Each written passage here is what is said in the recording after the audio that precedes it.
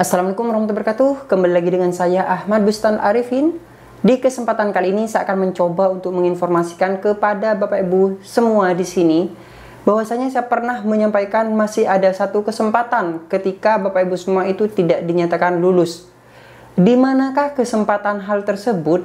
Jadi tidak dinyatakan lulus seleksi P3K, dan di manakah kesempatan tersebut kita coba bahas di sini. Namun sebelum kita konfirmasi atau ke informasi, coba absen terlebih dahulu dari kabupaten kota mana saja Bapak Ibu semua berasal di kolom komentar. Contoh saja Surabaya hadir Mas, Bandung hadir Mas, Jember hadir Mas, Jakarta hadir Mas, Bali hadir Mas, Papua hadir Mas, dan kota-kota lain di seluruh Indonesia. Langsung saja pada pembahasan Bapak Ibu semua. Di sini saya pernah menyampaikan kepada Bapak Ibu semua masih ada satu kesempatan lagi ketika Bapak Ibu semua tidak dinyatakan lulus dalam seleksi P3K di tahun 2024 ini.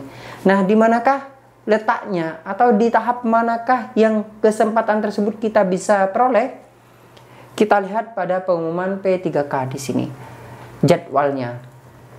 Di pengumuman tersebut, jadi kemarin saya menyampaikan bahwasannya Bapak Ibu semua saat ini, yaitu mulai tanggal 1 sampai dengan 29 Oktober tahun 2024, itu telah dilakukan proses verifikasi oleh masing-masing instansi. Sedangkan pengumumannya nanti itu di tanggal 30 Oktober sampai dengan 1 November, mungkin 3 sampai 4 hari Bapak Ibu semua. Dan disitulah penentuan Bapak Ibu semua apakah lolos seleksi administrasi atau tidak. Jika lolos seleksi administrasi, maka Bapak Ibu semua bisa melanjutkan ke tahap berikutnya, yaitu tes. Ingat, tes di sini Bapak Ibu semua sebenarnya formalitas sebenarnya.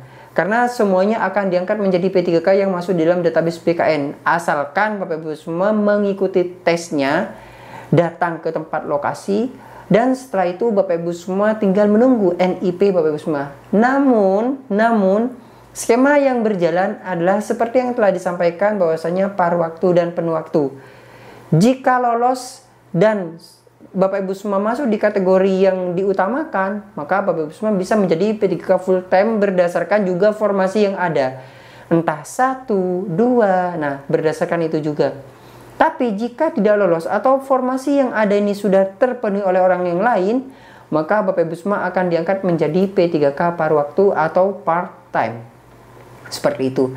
Nah, dengan kata lain semuanya akan diangkat menjadi P3K full time, maksudnya part time. Sebenarnya seperti itu sih. Jadi kemungkinan besar menjadi P3K part time atau paruh waktu. Nah, untuk mekanismenya paruh waktu itu seperti apa kita belum mengetahui. Sehingga jika Bapak Ibu semua tidak dinyatakan lolos nih, otomatis Bapak Ibu semua tidak bisa menghadiri ke tempat lokasi tes. Jadi kalau sudah di TMS persyaratan yang sudah saya sampaikan sebelumnya, maka Bapak Ibu semua tidak bisa melanjutkan.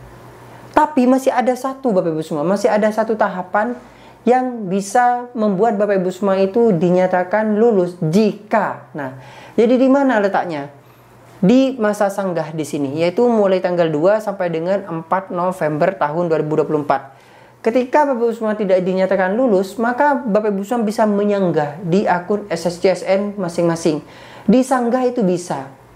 Tapi, akan tetapi di sini Bapak Ibu semua, persyaratan untuk menyanggah itu apa saja, Mas? Nah, kita lihat di ketentuan dari pendaftaran BKN. Di poin 6 di sini kita perbesar. Bahwasanya untuk sanggah itu apabila peserta tidak memenuhi syarat pada saat seleksi administrasi, peserta dapat melakukan sanggah. Jadi apabila peserta tidak memenuhi syarat atau TMS, itu bisa melakukan sebuah sanggahan. Kedua, sanggahan atau sanggah hanya menginputkan klarifikasi terkait dengan dokumen yang tidak valid. Jadi nantinya ada fitur di SSCSN ketika Bapak Ibu semua dinyatakan TMS, ada fitur di situ untuk menyanggah. Nah, silahkan disanggah, siapapun bisa menyanggah. Jika tidak dianggap Bapak Ibu semua lulus atau TMS, itu bisa menyanggah. Dan sanggahan tersebut itu tidak menginputkan data dari awal, tidak. Sanggahan tersebut itu hanya berupa argumentasi yang bisa diinputkan di sana. Jadi berupa kata-kata yang dibatasi dengan karakter. Nah, kita coba bahas lebih dalam lagi bagaimana langkah kita untuk menyanggah nantinya. Jadi kesempatan tersebut yang saya sampaikan adalah di masa sanggah. Kesempatannya ada di masa sanggah. Ingat, kesempatan ada di masa sanggah. Namun di sini jawab sanggah itu bisa dilakukan apabila kan TMS, tapi bisa diterima oleh panitia jika pertama, panitia instansi wajib menjawab seluruh sanggah yang diajukan oleh pelamar. Jadi wajib yang Bapak Ibu semua sanggahkan itu wajib dijawab, entah itu diterima maupun ditolak, wajib hukumnya. Jangan mengambang seperti itu.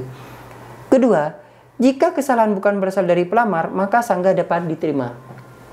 Sanggahan diterima jika Bapak Ibu semua itu inputan dokumen ataupun cross check dari tim verifikator di instansi itu menyatakan Bapak Ibu semua tidak memenuhi syarat dikarenakan kesalahan pribadi dari yang bersangkutan tim verifikator, bukan dari Bapak Ibu semua. Tapi misalnya Bapak Ibu semua salah mengunggah dokumen yang sudah kadung diupload, tidak bisa disanggah, itu biasanya ditolak. Nah, rezeki-rezekian kalau seperti itu. Karena kesalahan yang dimaksud sanggahan tersebut adalah kesalahan yang terdapat pada tim verifikator yang salah melakukan verifikasi. Tapi kalau misalnya Bapak Ibu semua benar atau yang diinputkan itu sudah benar tapi tim verifikator menyatakan salah, itu bisa. Tapi ketika Bapak Ibu semua mengunggah dokumen itu sudah salah, tidak bisa disanggah tentunya. 3. Jika kesalahan berasal dari pelamar, maka sanggahan tidak dapat diterima nih yang saya sampaikan. Jika kesalahan dari Bapak Ibu semua, maka sanggahan tersebut itu tidak bisa diproses ataupun dilanjutkan. Dengan kata lain ya Bapak Ibu semua otomatis tetap di TMS. Contoh kasus nih, Bapak Ibu semua K2 di sini. Nah, formasi instansi sudah menyampaikan jangan melamar di instansi yang lain, silakan lamar di instansi tersebut. Tapi Bapak Ibu semua mengeyel, Bapak Ibu semua melamar di instansi yang lain, yang otomatis akan mempengaruhi anggaran dari instansi tersebut, maka tentu Bapak Ibu semua akan ditolak. Nah, coba buktikan nanti di masa sanggah atau di masa pendaftaran, yaitu mulai tanggal 30 Oktober sampai dengan 1 November, apakah Bapak Ibu semua bisa diterima atau tidak. Jadi kalau misalnya sudah diterima, silahkan melanjutkan ke tahap berikutnya, tapi jika ditolak, mencoba untuk menyanggah. Mungkin sekian informasi kali ini, semoga bermanfaat. Bagi yang belum subscribe, silahkan subscribe channel ini, aktifkan notifikasinya. Saya harapkan Bapak Ibu bisa menjadikan channel ini sebagai rekan Bapak Ibu semua dalam mencari sebuah informasi.